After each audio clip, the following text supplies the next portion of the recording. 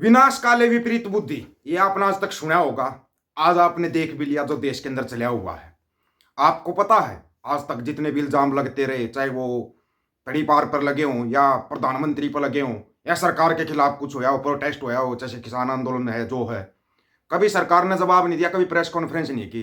लेकिन अब सरकार को प्रेस कॉन्फ्रेंस करनी पड़ गई। सबसे बड़ी बात, जो इंसान मन की बकवास करता रहता था उसको भी प्रेस कॉन्फ्रेंस करनी पड़ गई। और हाँ, अमित शाह ने भी हाँ भर ली कि मैं इस्तीफा देने के लिए तैयार हूं। लेकिन विनाश काले विपरीत बुद्धि, अंधभक्तों की मंडिया और उसके दलालों की और भी ज्यादा विपरीत बुद्धि चली गई। अभी तक तो बात बच जाती। इन्होंने सोचा चलो घेरते हैं, कांग्रेस को घेरते हैं, पूरे देश को हम जवाब देते हैं। कौन? ये आईटी सेल के चिंटू। आईटी सेल के चिंटुओं ने अमित शाह को ऐसा फंसा दिया कि अमित शाह की समझ में नहीं आया। ये चिंटू है ना, मैंने पहले बोला था भाई, इनको एक टाइम खाना खिलाया को, अगर ये गोबर खाएंगे मूत पिएंगे तो ऐसे ही कारनामे करेंगे ये। इन्होंने अमित शाह के खिलाफ ही ऐसा कारनामा कर दिया जिससे बुरी तरीके से फंस चुके हैं गृह मंत्री, बुरी तरीके से। सबसे पहले तो आपने ये तो सुना ही होगा, अभी एक फैशन हो गया है, अंबेडकर अंबेडकर अंबेडकर अंबेडकर अंबेडकर अंबेडकर। इतना नाम अगर भगवान का लेते हैं तो 7 जन्मों तक स्वर्ग मिल जाता है। बाबा साहेब का अपमान।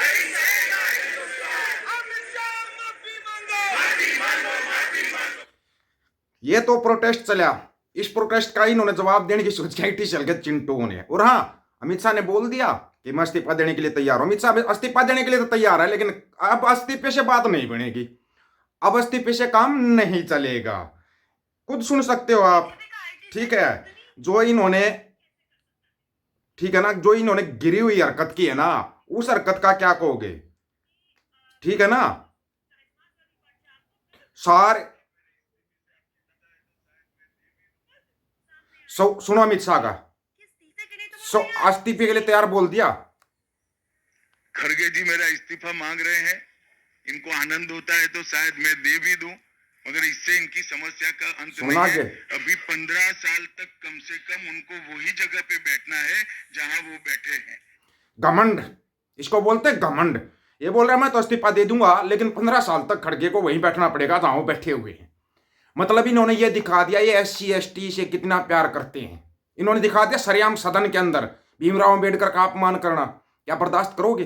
भीमराव अंबेडकर के पोते ने इनकी धज्जियां उड़ाई तो इन्होंने और गलती बोलते ना, एक तो थी गलती, फिर गलती पे गलती, गलती पे गलती। बीजेपी बहुत बड़ी पार्टी है, ये चुनाव में दिखा देती है, चाहे इनके खिलाफ देश में माहौल बन रहा हो, ये चुनाव जीत जाते हैं। वो सबको पता है जैसे जीतते हैं ये। लेकिन इनके घमंड की हद पार तब होगी जब अंबेडकर का फोटो लेकर वहां सभी नेताओं ने, सभी दलों के नेताओं ने संसद के बाहर प्रदर्शन किया, अंबेडकर का फोटो साथ में हाथ में लेकर। बीजेपी आईटी सेल ने क्या किया? अंबेडकर का फोटो हटाकर सोरोस का फोटो लगा दिया। अब ध्यान से सुनना, यहां पे एक बात और, किसान आंदोलन याद आएगा आपको।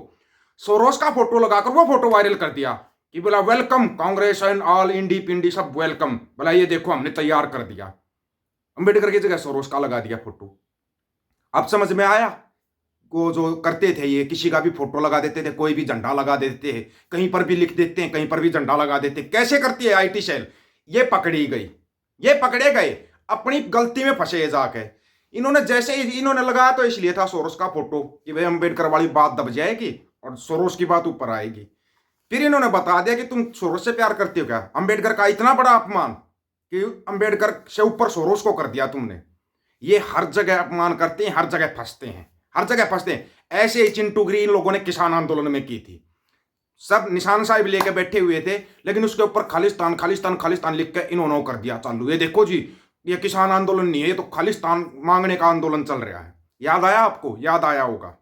इनकी ये हरकतें हैं ना, जो हरकतें ये ऐसी गिरी हुई हरकतें करते हैं, और इनको अगर जवाब ना दिया जाए, ये गंदी नाले के कीड़े हैं, इससे ज्यादा कुछ नहीं है। ये उसी गंदगी में रहते हैं।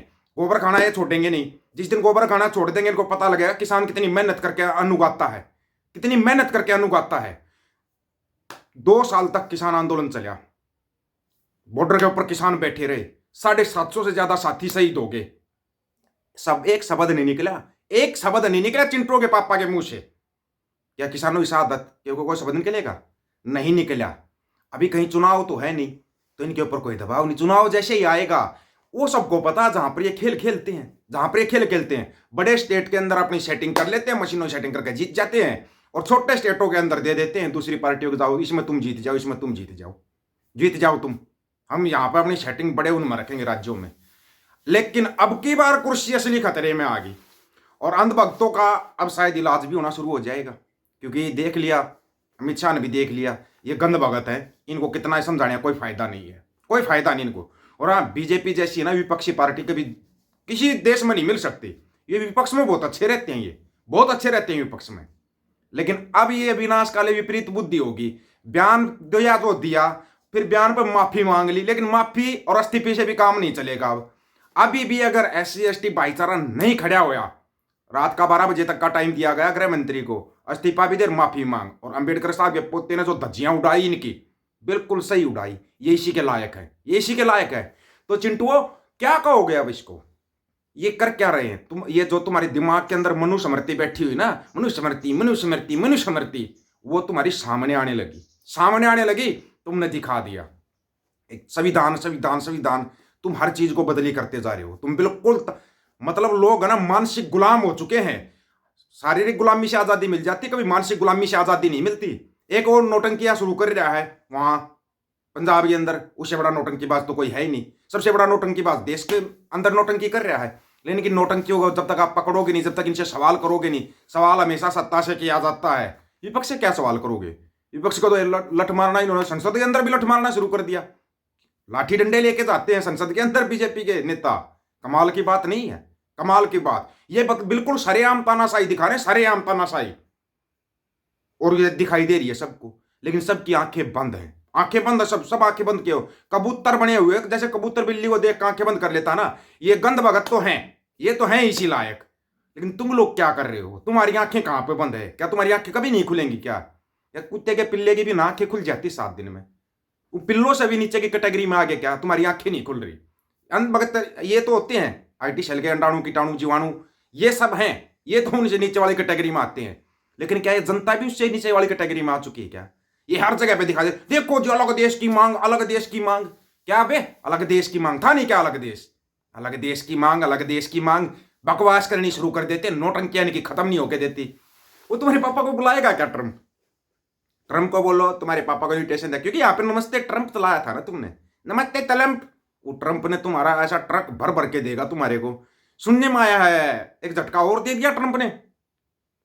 तैयार हो तुम, तुम्हारा कोई असर नहीं पड़ता। वैसे भी तुम 377 हो, झटके तुम सहन कर जाते हो, सबको पता है। तुम्हारा जज्बा बहुत है, तुम्हारा शोकर बड़े मजबूत है, तुम हर झटके को बड़ी आसानी से कर लेते हो, तुम जजब कर लेते हो हर झटके को।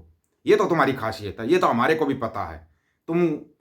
तुम्हारे लिए बना था वो गाना, पता होगा ना, आदमी हो आदमी से प्यार करता हूं, वो तुम्हारे लिए है वो गाना, वो तुम्हारे लिए है वो गाना, और तुम हो भी इसी लायक। तो इनके अंदर ना अकल नाम की चीज नहीं, पैदाइशी मूर्ख होते हैं ये।